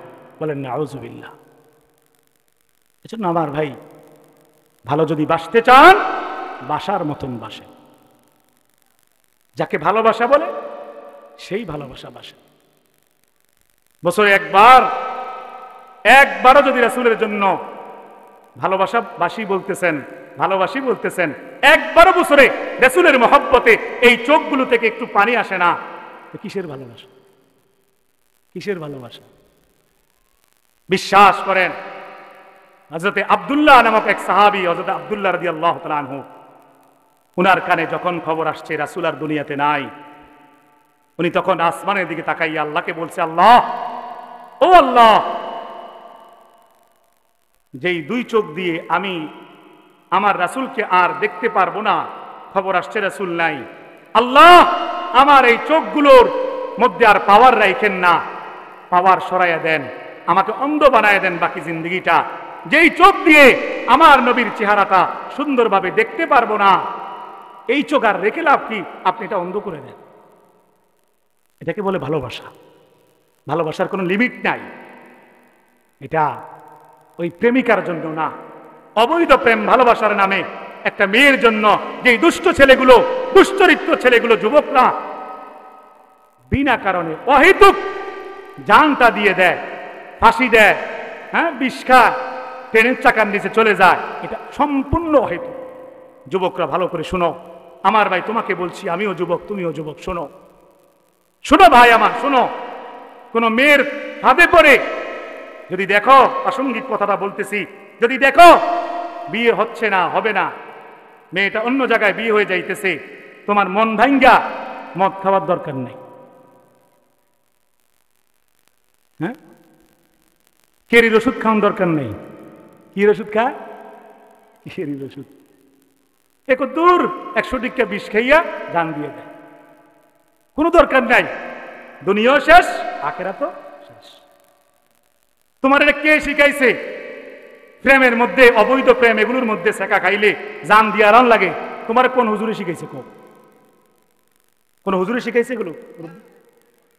সম্পূর্ণ সিনেমা নাটকের মধ্যে যেই নায়ক নায়িকা টাকার বিনিময়ে অভিনয় করে, তোমার অভিনয় শিখাইছে, শয়তানি শিখাইছে। হাতে নিজের জীবনও কোনো প্রেমিকার লেগে জান দিত না, তোমার এগুলো নাটক দেখাইছে, সিনেমা দেখাইছে, বুঝাইছে, মাথার মধ্যে ঢুকাইছে। প্রেমে বাধা খাইলে, ভালোবাসার মাইয়া এটার বিয়া করতে না পারলে জান দিয়ালা, এটি তোমার অভিনয় করে দেখাইছে। আসলে সম্পূর্ণ ধোঁকা, ধোঁকা, ধোঁকা ছাড়া আর কিচ্ছু না, ঠিক কিনা বলে? পৃথিবীর মধ্যে কি মেয়ের অভাব পড়ছে বেটা? আরে বেটা, মেয়ের সংখ্যা এখন বাইরে গেছে হিসাব অনুযায়ী।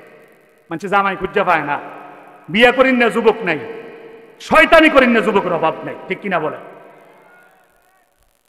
দুষ্টমি করেন না, প্রেমের নামে ছলনা করে অবৈধ কাজ করেন না, যুবকের অভাব নাই। কিন্তু বিয়ে করবে মেয়েটাকে, ওরকম নাই, খুব কম। মেয়েটা বিয়ের কথা বললে এড়াইয়া যায়, পরে পরে পরে। উদ্দেশ্য তার বিয়ে না, উদ্দেশ্য তার অবৈধ কার্যকলাপে লিপ্ত হওয়া। বলেন নাউযুবিল্লাহ, জিনায় লিপ্ত হওয়া। তাইলে তোমার উদ্দেশ্য যখন ছিল জিনা, ব্যভিচার, তাইলে তুমি এটাকে হারাইয়া জান দিলা কা? তোমার কি শয়তানে কামড়াইছে? বাস্তবে শয়তানেই কামড়াইছে, শয়তানেই মাথার প্রস্রাব করছে। এজন্যই তুমি অহেতুক একটা নারীর পিছনে, একটা খবিস নারী, যেই নারী আল্লাহকে ভয় করে না, রাসূলের ভালোবাসা নাই, প্রেমের মতন অবৈধ কাজ করে যেই মেয়েটা, যেই নারীটা, এটা ভালো মেয়ে না। তুমি যতই কয় মেয়ে খুব ভদ্র, আসলে এটা একটা ভদ্র না, এটা ধোঁকাবাজ, এটা ভালো না। বিয়ের আগে যেই মেয়ে তোমার সাথে ভালোবাসার নামে ছলনা করে, এটা ছলনাময়ী, এটা তার রূপ বিক্রি করে, এটা ধোঁকাবাজ। প্রেম ভালোবাসা জায়েজ নাই, হারাম, করতে পারে না। সুতরাং এই মেয়ের জন্য তুমি জান দিতে পারো না, এই মেয়ের জন্য পাগল হয়ে জীবন দিতে পারো না। তোমার যদি জীবন দিতে হয় আল্লাহর রাস্তায়, ইসলামের জন্য তুমি জান দিবা। আমি ছিলাম, ইমামতি করতাম, কথাটা একটু শোনেন, আল্লাহওয়ালাদের কথাই তো এটা। আমার আব্বা, এটা বিষয় না, উনি আল্লাহওয়ালা ছিল, তা না হলে উনার ঘরে 5টা ছেলে আলেম হাফেজ হইতো না। এতগুলো নায়নাত করে একটাকেও জোর করে কোনোদিন মাদ্রাসায় পাঠানো লাগে নাই, এমনি সবগুলো মাদ্রাসায় পড়তেছে। অনেকগুলো পড়ার শেষ পথে অনেকগুলো হাফেজ হয়ে গেছে। এই গতকালকেও এক বাগিনা হাফেজ হয়েছে ঢাকায়, অনুলক সাহেব সহ, তাকে পুরস্কার দিয়েছে, একটা অনুষ্ঠান হয়েছে, আমিও ছিলাম গতকালকে, এর আগের দিন বৃহস্পতিবার, দারুত তাহফিজ মাদ্রাসা নারায়ণগঞ্জ। আমার ভাই, আশ্চর্যের বিষয় হলো,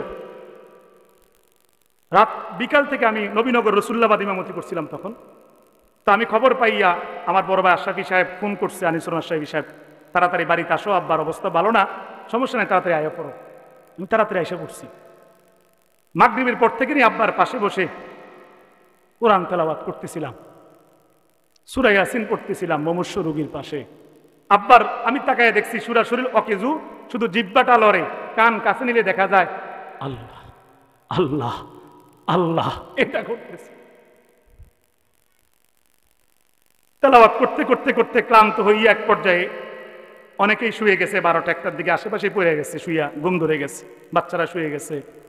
আমিও আব্বার একদম শরীর লোকে লাইগা তাকে একটু হাতটা দেন, এরকম হাতটা ধরে রেখে শেষবারের মতো, জানি যাবে গা, আমি এরকম ধইরা শুয়ে শুয়ে ইয়াসিন সূরা পড়তেছি। বিশ্বাস করেন হঠাৎ করে রাতে 2টার দিকে মনে হয় হবে, এমন একটা টাইম, অনেক রাতে, আমার ঘুম হয় নাই পুরোপুরি, আমি চোখ বন্ধ করে পড়তেছি। হঠাৎ করে যেই ডাক্তাররা বলছে যে উনার আর চেঞ্জ হবে না, ফিরে আসবে না, হঠাৎ করে মাঝ রাতে আমি খেয়াল করছি। এই কথাটা আমি আমার ভাইকেও কোনোদিন বলি নাই, বিশ্বাস করেন, কোরআনের মাহফিলে মিথ্যা কথা বলতেছি না। হঠাৎ করে আমি রাত্রে খেয়াল করলাম ইয়াসিন সূরার মাঝপথে, তখন আমি ছিলাম, আমার আব্বা সরার নাম নেই, মাঝপথে ছিলাম, আমার আব্বা এই হাতের মধ্যে আমি হাত দিয়ে রাখছি, তো হঠাৎ করে আমার আঙ্গুলের মধ্যে এই হাতটা একটা চাপ দিছে, আমার হাতের মধ্যে চাপ দিছে একটা, মানে মনে হয় যে ওনার সুদ ফিরে আইছে। আর আমি তাড়াতাড়ি চোখ খুললাম, দেখি ওনার চোখগুলো আমার দিকে খুব মায়ার নজরে তাকাইছে, আর একটু পরেই আবার চোখ বন্ধ করে আগের মতো হাত ছেড়ে দিছে। মানে মনে হয় যেন বলে গেল, বাবা চলে যাব, তোকে একবার শেষবারের মতো দেখে গেলাম, ধরে গেলাম, ইয়াসিন সূরা পড়া বন্ধ রাখিস না, আমার জন্য তেলাওয়াত বন্ধ রাখিস না। মনে হয় যেন এটাই বলছে, যার কারণে আমি ওই 15 সালে আমার আব্বা মারা গেছে 2015-তে, আজ 25 সাল, আমি তো 2001 সাল থেকে খতম তারাবি পড়াই। ওই 15 সালের পর থেকে, এই ঘটনার পর থেকে আমি প্রতি বছর 7 থেকে 8 খতম আল্লাহর কোরআন আব্বার কবরের দিকে আমি পাঠাই। আলহামদুলিল্লাহ 7-8 খতম কোরআন শরীফ পড়ি, রমজানে খতম তারাবি পড়াই। সারা বছর কোরআন তেলাওয়াত করার কারণে রমজান মাসে আমি কোরআন শরীফ ধরিও চাই না, শুয়ে শুয়ে 2-4 বার পড়লেই, 2-1 বার পড়লে তারাবি পড়াইতে পারি। এটা দেখে অনেক হাফেজরা আশ্চর্য হয় যে আপনি পড়ন ছাড়া কেমনে পড়ান। আমি কি রমজান মাসে কোরআন শরীফ আমি বেশি পড়ি না, সারা বছর পড়ি। আমি ধোঁকাবাজি করা পছন্দ করি না, রমজান না হাফেজ আমি এরকম হইতে চাই না। যেই কোরআন আমার আব্বা দোয়া করে আমাকে দিয়ে গেছে, এটা আমি সারা বছরে পড়ি ওনার কবরের জন্য। সুতরাং রমজানে বেশি পড়া লাগে না, শরীর ক্লান্ত লাগে, বেশি পড়তেও পারি না রোজা রাইখা। তো আমার ভাই দেখেন কোথায় জানিছিলাম, মনে আসেনি কারো? কোথায় ছিলাম? কোন একটা বিষয় থেকে জানি এটার মধ্যে আসছি। যাই হোক আমার ভাইয়েরা, দেখেন রাসূলকে ভালো যদি বাসতে চান, ভালোবাসার মতন বাসেন, ভালোবাসার মতন বাসেন, নামে ভালোবাসা এগুলো দেখেন।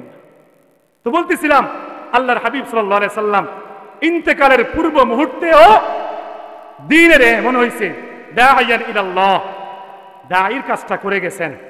মৃত্যুর পূর্ব মুহূর্তেও আল্লাহ রাসূল সাল্লাল্লাহু আলাইহি সাল্লাম একটা শব্দ বলে গেছেন কয়েকবার করে করে, সালাত সালাত সালাত সালাত, নামাজ নামাজ, উম্মত নামাজ নামাজ, ছাইরো না ছাইরো না ছাইরো না।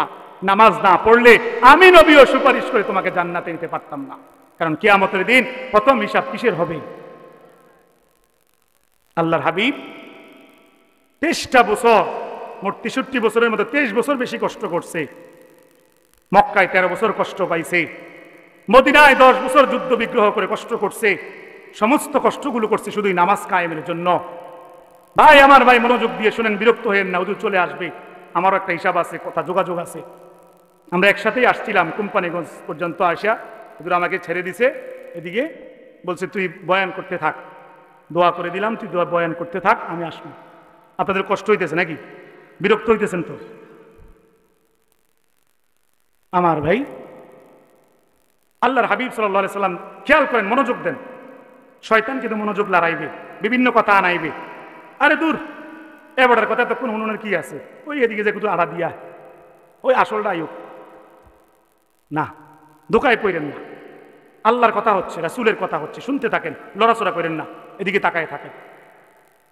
আল্লাহর হাবিব সাল্লাল্লাহু আলাইহি সাল্লাম যেদিন, এই যে আজকে তো 12 রবিউল আউয়াল না, অধিকাংশ ওলামায়ে কেরামের মতে তো নবীজি 12 রবিউল আউয়াল জন্মগ্রহণ করেছেন, আবার ইন্তেকালও করেছেন, এবং দিনটা ছিল কি বার? সোমবার।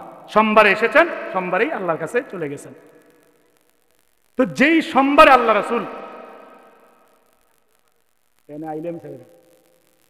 পরিবেশ নষ্ট করেন নামনে, মহব্বতের ভাই, আমার অনেক মহব্বতের জুয়েল ভাই। আচ্ছা যাই হোক, আল্লাহর হাবিব সাল্লাল্লাহু আলাইহি সাল্লাম যেদিন ইন্তেকাল করবেন সোমবারে, এরকম রবিউল আউয়াল মাসের সোমবারে সকালবেলা ফজরের আগ মুহূর্তে আল্লাহর হাবিব সাল্লাল্লাহু আলাইহি সাল্লামের পাশে ছিল হযরত আয়েশা, নবীজির স্ত্রী। হযরত আয়েশাকে বললেন, আয়েশা তুমি আমাকে ধরে একটু উঠাও। নবীজি অসুস্থ হয়ে আছিলেন, তো দুর্বল হয়ে গেছেন, তুমি আমাকে ধরে একটু জানালার পাশে নাও। নবীজির জানালার পাশেই হযরত আয়েশার যে ঘরটা, হুজরার পাশেই কি মসজিদে নববী, যেখানে এখন আমরা যারা মদিনায় গিয়ে দেখছি, এটার মধ্যে সবাই একসাথে নামাজ পড়ে, বিশাল মসজিদ। হযরত আয়েশা রাদিয়াল্লাহু তাআলা ধরে জানালার কাছে নিয়ে গেছেন।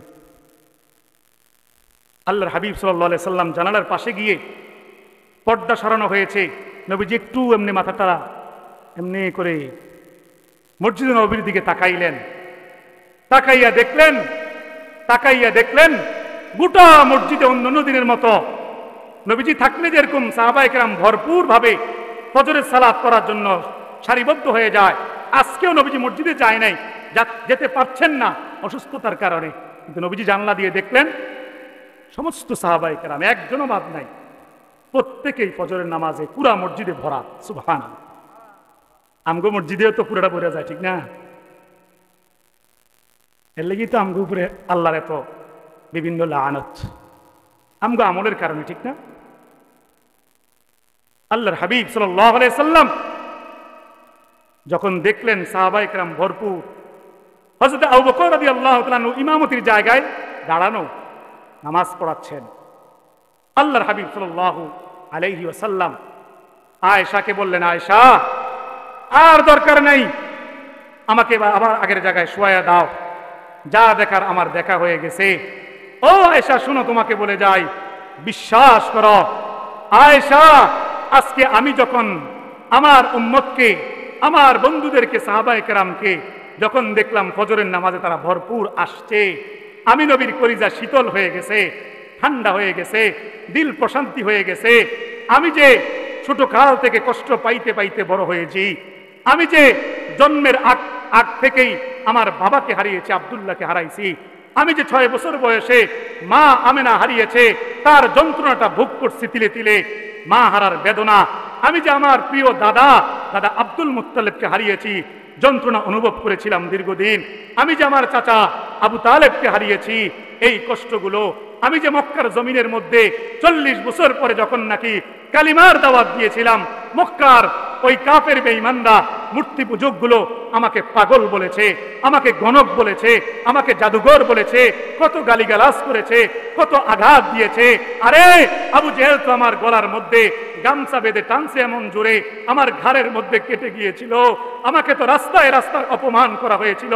আমাকে তো 3টা বছর শিয়াবে আবু তালিবের মধ্যে, আবু তালেবের একটা ভাঙ্গা বাড়ির মধ্যে অবরোধ করে রাখা হয়েছিল।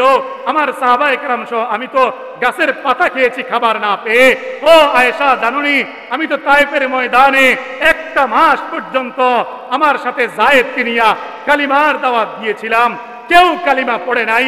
আমাকে পাথরের আঘাতে জর্জরিত করে দিয়েছে, এমন জোরে জোরে, এমন ধারালো চোক্কা চোক্কা পাথরগুলো মারছে, আমার শরীরটাকে ওই বুলেটের মতন ছিদ্র করে দিছে। যায়েদ যখন শরীর থেকে পাথরগুলো টান দিয়ে বাহির করছে, শরীর থেকে অঝোর ধারায় রক্ত পড়ছে।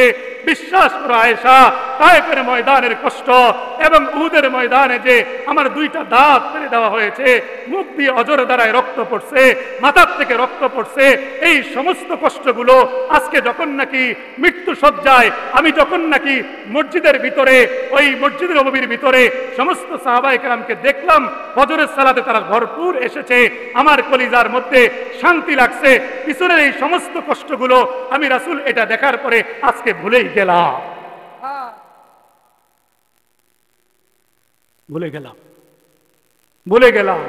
গেলাম রে আয়েশা। তাইলে আমাদের নবীজির ফিকির ছিল আমাদেরকে জাহান্নাম থেকে বাঁচানোর জন্য আমরা যেন ঠিক মতন কি করি, বলেন না, কি করি? আজকে সেই নামাজ আমরা পড়ি না, আফসোস। অনেকে বলবে হুজুর কি কর আপনি, ইমাম সাহেব কই? ইমাম সাহেবের জিগায় দেখেন শুক্রবারে আই না আই। ওটা শুক্রবারে আইয়ে, বুঝছেন কি বার আইয়ে? শুক্রবারে আই। মসজিদে জিলাপি দিই, টিয়া দিছি, টাকা দেই, আমি টাকা দেই মসজিদ 50 টাকা 100 টাকা করে প্রতি মাসে চালায় যাই। ওয়াক্তে নামাজ না পড়লে কি হয়েছে? শুক্রবারে আইতো। কি বলেন? রাসূলুল্লাহ সাল্লাল্লাহু আলাইহি সাল্লাম এত কষ্ট করছেন, দান শহীদ করছেন, রক্ত ঝরাইছেন, শুধু শুক্রবারে নামাজ পড়ার লাগে তো নাকি? না প্রতিদিন 5 ওয়াক্ত নামাজ পড়ার জন্য, প্রতিদিন ফজরের নামাজ পড়ার জন্য? কথা বলেন না মিয়া। আজ কত যুবক ভাই শেষ কবে ফজরের নামাজটা পড়ছে তারা বলতে পারে না। ফজরের সময় দুনিয়ার হাল হাকিকত কেমন হয় আজ বহু যুব সমাজ বলতে পারে না। আরে যুবক বলতে পারবে কেমনে? রাতের 12টা 1টা 2টা 3টা বাজেও তার চোখে ঘুম নাই, তার মোবাইলের মধ্যে নর্তকীর নাচ চলে, জিনা ব্যভিচারের দৃশ্য চলে, সেই অজর ধারায় সে এগুলো চোখ দিয়ে দেখতে থাকে, মজা নিতে থাকে, শরীরটাকে নাপাক বানাইয়া ভোর রাত্রে যখন নাকি আল্লাহ শেষ আসমানে নেমে আসে, বান্দাকে ডেকে বলে, আছো কেউ আমার কাছে কিছু চাইবা? আলা আমি মুস্তাগফিরিন ফাস্তাগফিরালা, আছো কেউ ক্ষমা প্রার্থনা করবা, আমি আল্লাহকে ক্ষমা করে দিব। আল্লাহ যখন ডাকতে থাকে, আছো কি কোনো বিপদগ্রস্ত, আমি বিপদ থেকে উদ্ধার করব, আছে কি কোনো রিজিক চানেওয়ালা, আমি রিজিকের মধ্যে বরকত দেব। ওই সময়টাতে ওই বেহায়া যুবক, ওই লম্পট যুবক, ওই দুশ্চরিত্র যুবক সারা রাত নাচ গান দেখার পরে যখন আল্লাহ ডাকে, তাহাজ্জুদের জায়নামাজে তার যাওয়ার কথা ছিল, ওই সময়ে ওই নাফরমান বেহায়া ঘুমায়া যায় এবং সে নাপাক হয়ে দিনের 8টা বাজে ঘুম থেকে উঠে। আপনি শুধু ঠিক করেন, বাকিরা কয়টা বেঠিক, ঠিক না? এই এলাকাত নাই আর কিরকম হইতো। আল্লাহ হেফাজত করুক, আল্লাহ বুঝ দেখ। হায় হায় হায়, ফজরের নামাজের মধ্যে যে কত মজা, যারা পড়ে তাদের থেকে খবর নেন। সবচেয়ে মজার নামাজ আমি মনে করি ফজরের নামাজ, এবং ওই সময়টার আবহাওয়াটা চমৎকার। মুরব্বীরা বলে, সুবহ কি হাওয়া 40 মারজু কি দাওয়া, সকালবেলার বাতাসটা 40টা রোগের ওষুধ। সুবহানাল্লাহ, ঠান্ডা যেটা আবহাওয়া না, 40 রোগের ওষুধ বলে। আর ওই সময় নাফরমান ঘুমায়। আমার ভাই আল্লাহর হাবিব সাল্লাল্লাহু আলাইহি সাল্লাম কি পরিমাণ কষ্ট করে গেলেন, কিভাবে আমাদের জন্য দোয়া করে গেলেন। আরেকটা ছোট্ট ইতিহাস বলি, শুনবেন তো ইনশাআল্লাহ? জানি কষ্ট হইতেছে, আমারও ইতিহাস, আমিও রঙ্গে আছি, এটা না। আমি গতকালকে আমার কিবিরের জন্য অহংকারমূলক ভাবে বলতেছি না, প্রসঙ্গকে বলতেছি, বুঝতেছেন গলাটা একটু ওজন হয়ে আছে, ভাঙ্গা। গতকালকেও 2টা প্রোগ্রাম ছিল, প্রতিদিন প্রোগ্রাম থাকে না, সত্যি কথা যেটা। এখনো অত বড় হই নাই, এলাকার প্রতিদিন ওয়াজ করি, কোনো সময় থাকে কোনো সময় থাকে না। গতকালকে 2 জায়গায় বয়ান করছি। ইয়ার আগের দিন বৃহস্পতিবারে দিনে রাতে মিলাইয়া, ছোট বড় বিভিন্ন প্রোগ্রাম মিলাইয়া 4টা জায়গায় কথা বলা লাগছে। কালকে জুমার দিন ছিল না নাকি, শুক্রবার, মসজিদে বয়ান করতে হয়েছে। একটা না, একটা মানুষের একটা গলা দিয়া এত কথা কইতে থাকলে কতক্ষণ ধরে কথা কন। তা আমি এরকম মজায় আছি এমন না তো, আমিও আপনাকে মতন হুজুরের লেগে অপেক্ষা করতে আছি, মাঝখান দিয়ে কত বেন বেনাইতে আছি। কষ্ট হইতেছে, মনে মনে গালি দিতেছেন মনে হয় নাকি? এই হুজুরে কি শুরু করলো, নিজে না আইয়া ভাই একটারে হারাই দিয়েছে, কি কয় না কয়। আল্লাহ যেন আমাদেরকেও তৌফিক দেয়, বলেন আমিন। আমাদেরকেও যতটুকু জানি কোরআনের কথাগুলো মানুষের দ্বারে দ্বারে পৌঁছানোর তৌফিক দেয়, বলেন না আমিন। আপনাদের দোয়াই আমাদের পথ চলার সহজ হবে। আমার ভাইরা দেখেন, হযরত আয়েশা রাদিয়াল্লাহু তাআলা আনহার আরেকটা ইতিহাস শুনেন। হযরত আয়েশা রাদিয়াল্লাহু তাআলা আনহা একদিন নবীজির কাছে, খেয়াল করেন মনোযোগ হারাই গেছে, আমি কিন্তু বুঝতে পারি, মনোযোগ হারাইলেই বুঝতে পারি, মনোযোগ হারাইলে কথা বলতাম না। খেয়াল করেন, এদিকে তাকান, এদিকে। এর চেয়ে বেশি গরম কিয়ামতের ময়দানে লাগবে না? আর তো আজকে যে গরমের মধ্যে কষ্টটা করতেছেন, ধৈর্য ধরে বসে আছেন, এটা আল্লাহ রাব্বুল আলামিন দেখতেছে না? চতুর্দিকে কি ফেরেশতা পাঠায় নাই হাদিস হিসাবে? মাগফিরাতের দোয়া হইতেছে, মাগফিরাতের, ধৈর্য ধরেন। হযরত আয়েশা রাদিয়াল্লাহু তাআলা আনহা বয়সে ছোট ছিল, ঠিক না? নবীর স্ত্রী। একদিন নবীজিকে হাসতে হাসতে মজা করে বলতেছে, ইয়া রাসূলুল্লাহ, আজকে আমি আপনার কাছে একটা জিনিস চামু, দিতেই হবো। বুঝছেন নি? স্বামীকে বলতেছে, স্ত্রী মজা করে বলতেছে।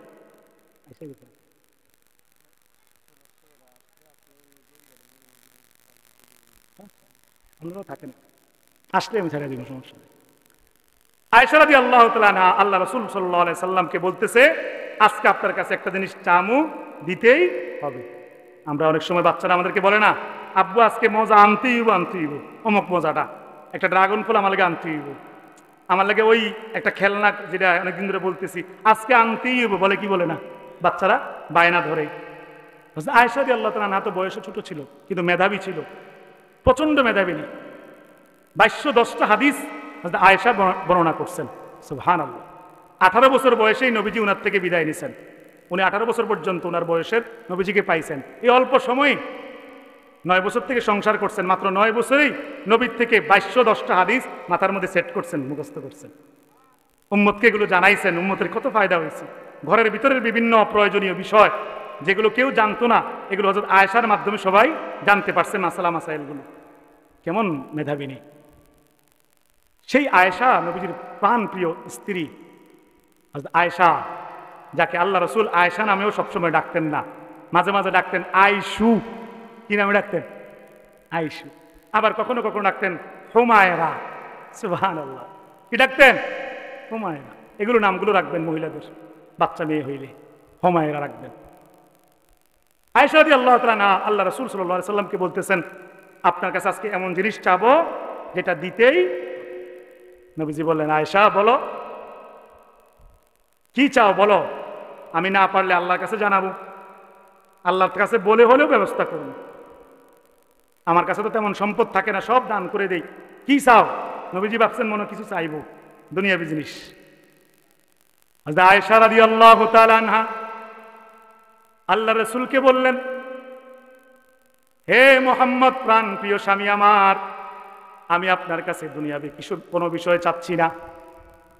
আপনার কাছে আমি যেটা চাচ্ছি সেটা হচ্ছে, আজকে আপনি আমার সামনে বসে, ঘরের মধ্যে বসে আমার জন্য একটা দোয়া করবেন। আল্লাহর কাছে বলবেন আমার যেন পিছনের জিন্দেগির গুনাহ মাফ হয়ে যায়, সামনের জিন্দেগির গুনাহগুলো আল্লাহ অগ্রিম ভাবে মাফ করে দেয়। সুবহানাল্লাহ। আল্লাহ যেন আমাকে মাফ করে দেয়, আপনি আল্লাহর কাছে দোয়া করে দেন। নবীজি বললেন, আয়েশা এটা নিয়ে চাইতেছ? অবশ্যই আমি দোয়া করব, পাশে বসো।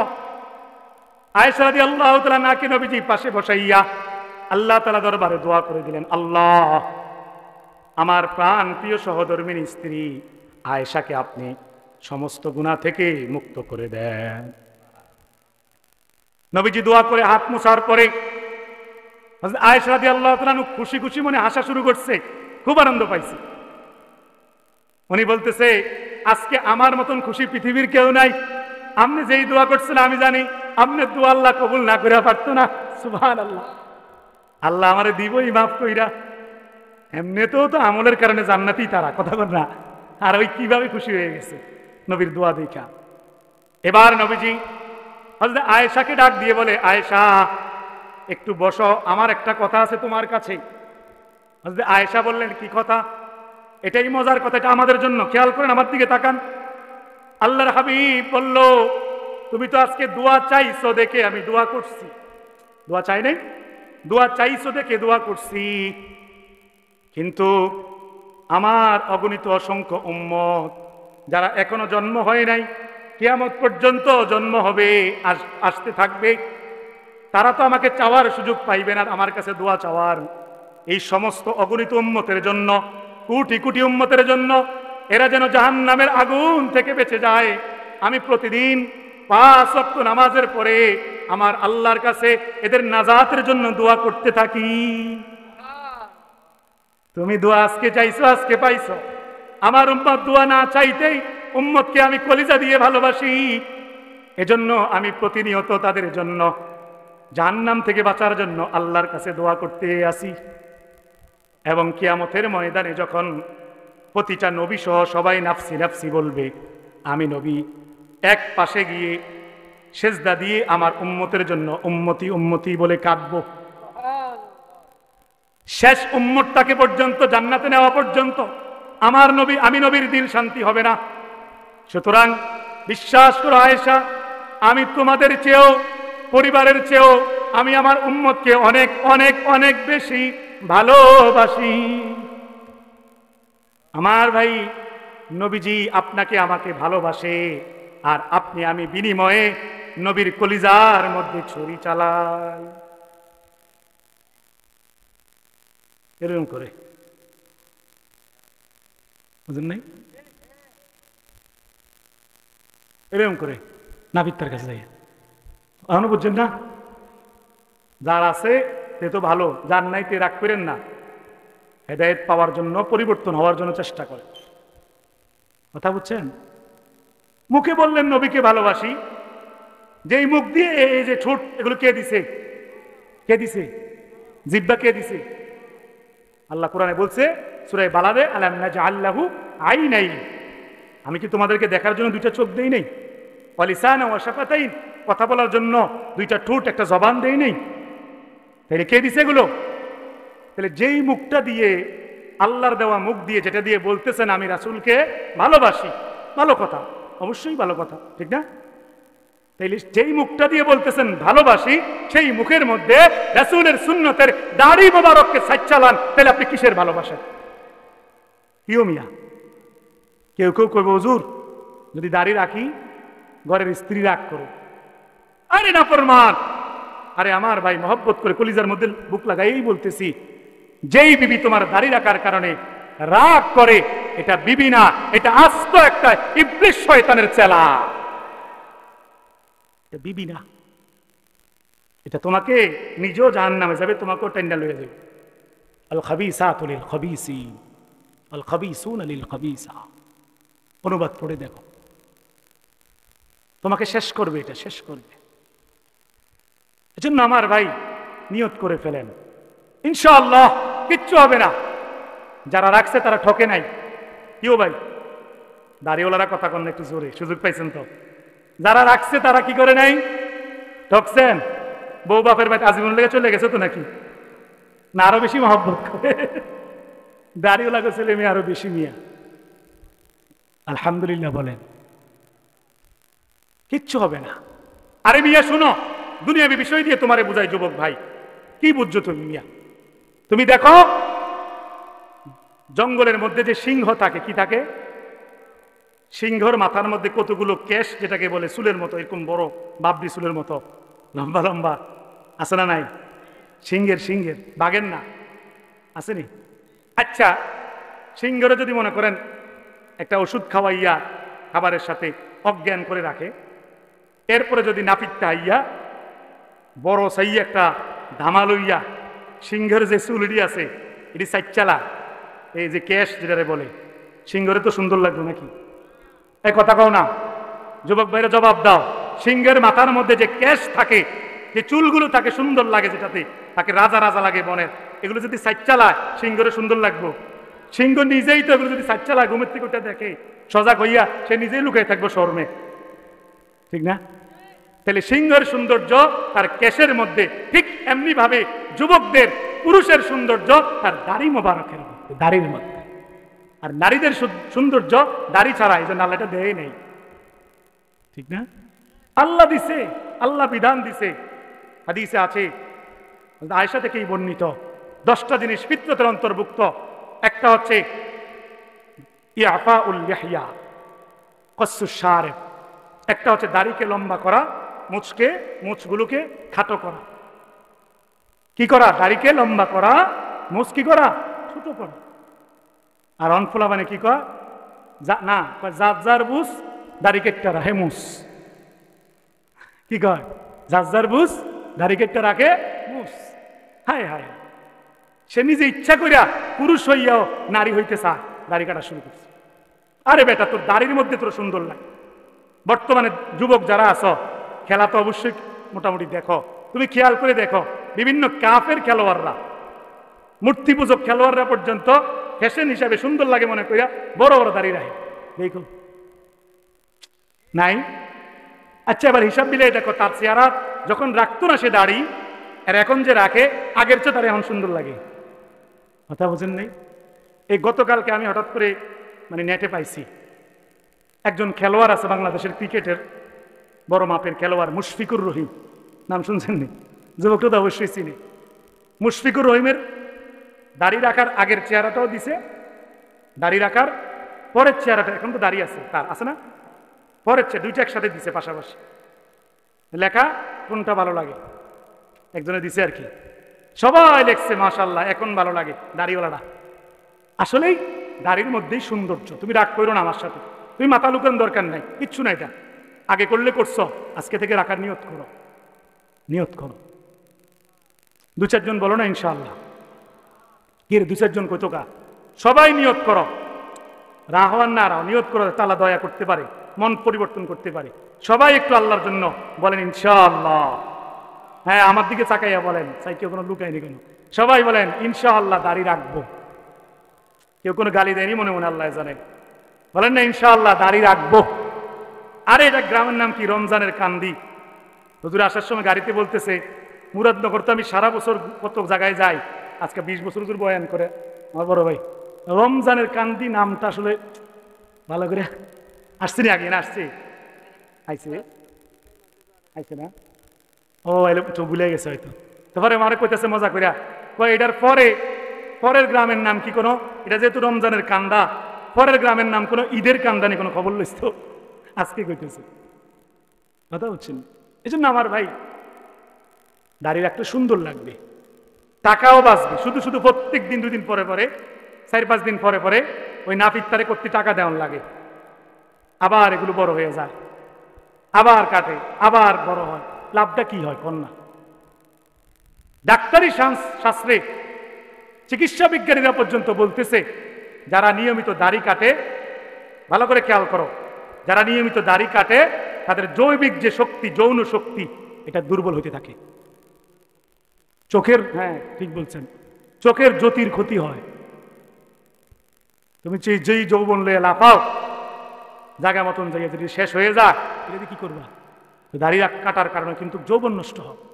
আরো একটা জিনিসের কারণে যৌবন নষ্ট হয়, ওটাও প্রসঙ্গ বলি।